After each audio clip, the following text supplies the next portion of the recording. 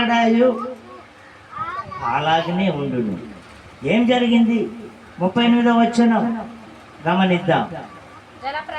జల ప్రళయమునకు ముందటి దినములలో నోవాహు ఓడలోనికి వెళ్ళిన దినము వరకు వారు తినుచు త్రాగుచు పెళ్లి చేసుకొనుచు పెళ్లికి చుచ్చు ఉండిరి.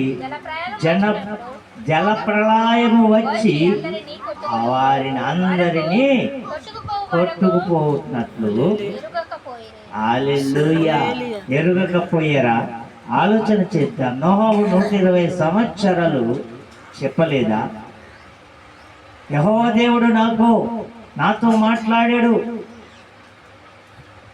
ఇక 40 దినాలు వ్యవధి ఉంది. గడువు ఇచ్చాడు, అవకాశం ఇచ్చాడు, సమయం ఇచ్చాడు. కుంభపోత వర్షాలు కురుస్తాయి, భూమి అంతా జలమయమైపోద్ది, కొండలు మెట్లంతా పూడ్చబడతాయి నీటితో.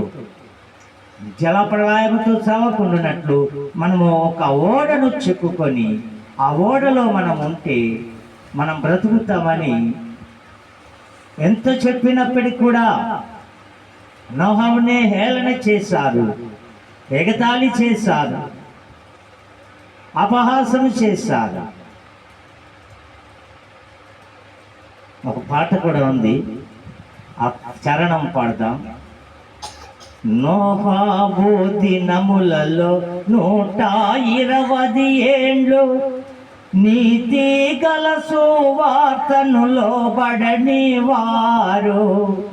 నోహు దినములలో 120 ఏండ్లు నీతి గల సువార్తను లోబడని వారు నీటి ప్రవాహమున నశించినారు.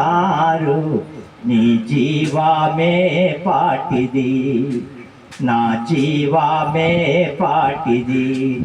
నీటి బుడగా వంటి నీచమైన బ్రతుకు, నీ జీవమే పాటిది, జీవమే పాటిది. నెమ్మదిగా ఉన్నదని భయమేమీ లేక నమ్మికను విడనాడి నిశ్చింతగా ఉంటే ఏం చేశారట? పర్వాలేదులే, ఈ ఎండాకాలము, ఈ మే నెల, ఏప్రిల్ మే నెల వర్షాలు వస్తాయా?